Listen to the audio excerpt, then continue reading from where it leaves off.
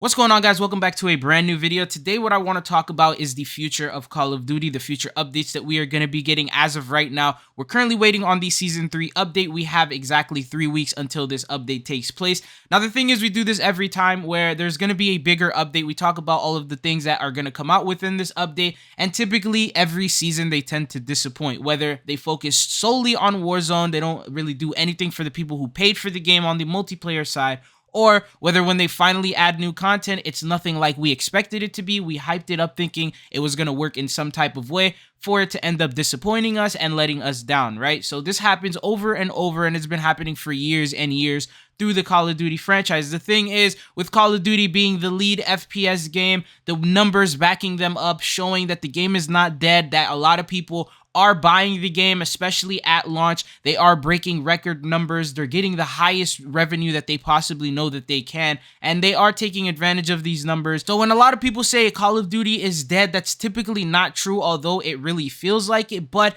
now with these current new announcements that have been made in the gaming scene, it seems like this could actually literally kill Call of Duty, for the reason that if every single year Call of Duty is releasing games and people are buying them, giving them that $70 to get the game, and they're making all these billions of dollars, then to them, they're just going to keep releasing these unfinished CODs every single year. Now, the thing is, with these two announcements, the first one being Fortnite 2.0 Creative, they've actually ended up giving power to the players. With Call of Duty, it's the exact opposite. So you just wait for the update, and if you like the update, you play it. If you don't like the update, then don't play it or go back to any other game that you were on previously. And if you do have some feedback to give, if it's a good idea, they might listen to you in 2 to 3 seasons, which is something we've already been seeing with Modern Warfare 2. People have been asking for one-shot snipers since the launch, and it took them 3 seasons to decide to end up bringing that. The movement, we've been complaining that the movement has been lacking. Everyone agreed on that, and then after the players started leaving the game 2 seasons later, they decided, you know what, we're going to start updating the movement, and then they made it so you can run while you play.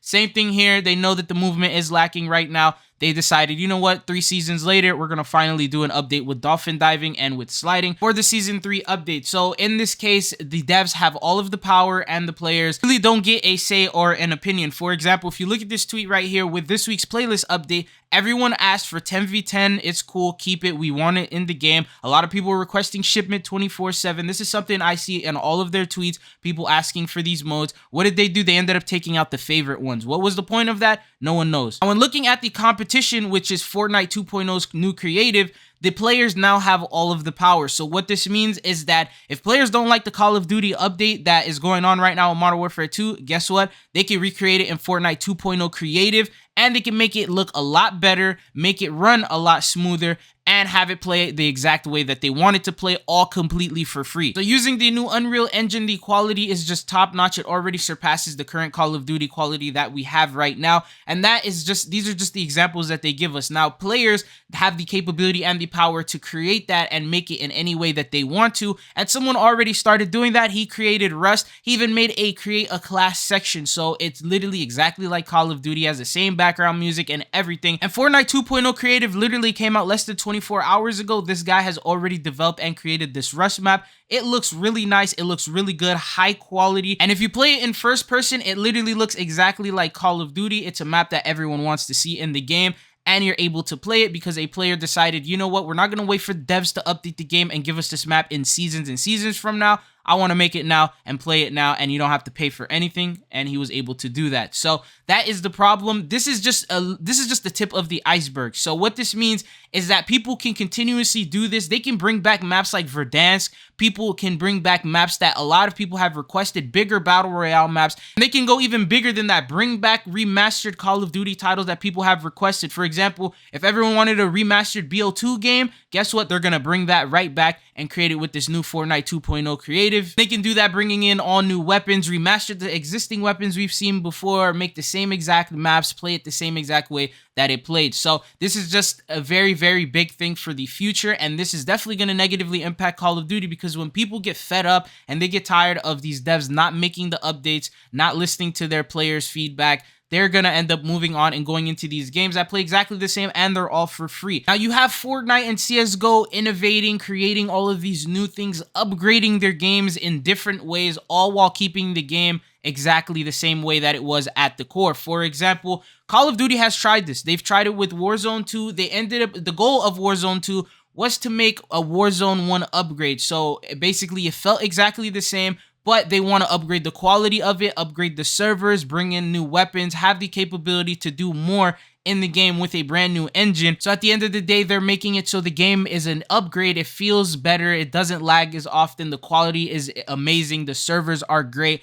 and there's just less bugs and less issues, right? But Warzone 2 ended up coming out, and it felt like a brand new, different type of Warzone, like a completely different one. It didn't feel like Warzone 1 at all, and it took them 3 seasons to end up reverting all of the changes that they've done previously to bring it back to the same way that Warzone 1 originally felt, because all of these weird changes that they've done, no one asked for in the first place. No one asked them to do 2v2 in the Gulag. They ended up reverting that because a lot of people were upset with that movement. They're slowly reverting that back. One-shot snipers, they're slowly reverting that back. The time to kill, they're slowly reverting that back. So at the end of the day, this upgrade wasn't necessarily an upgrade. It was like a different version that people did not like. Now, CSGO, they did it right. So with CSGO 2, this is an actual upgrade. They're keeping the same maps. They're pretty much increasing the quality, making the servers better, making the game run more smooth, less lag, all while keeping the same game intact. So they're even though they're updating the maps, they're making the quality better. It feels like a fresher breath there, but at the end of the day, they're still the same exact maps, and they didn't necessarily change them completely in a way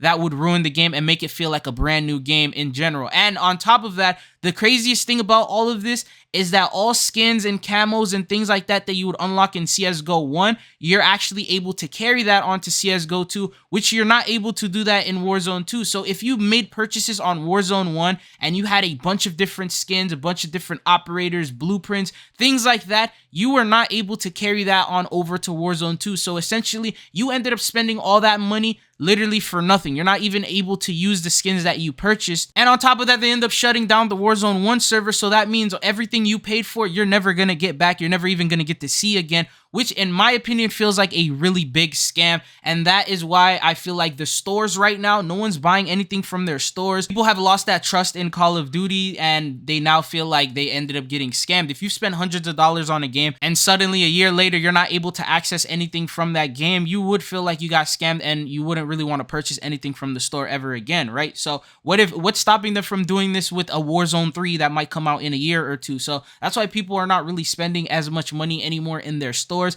and they see that the store sales have declined drastically. So when you got these other games and these other options coming in and they are free and they're offering you more than what Call of Duty has been doing, it makes you end up wanting to switch over. So I really do hope that this Season 3 update is going to be big. They actually start listening to fans, and they see that these huge companies are making these huge innovations and these big announcements will hopefully trigger them to do something different. And maybe going forward, I really hope at least with the Treyarch game in 2024, they start doing something different, because I feel like Treyarch doesn't really disappoint us as much. So with them, that could be a fresh start to something brand new. But that's all that I got for you guys in today's video. Let me know what you guys think. Do you think this Season 3 update is going to disappoint, or do you think that they're going to finally switch it up and change it up and actually do everything that has been requested of them to do? But that's all that I got for you guys. It's been your boy Trizzle. Hopefully I'll be seeing you guys in the next one. Peace.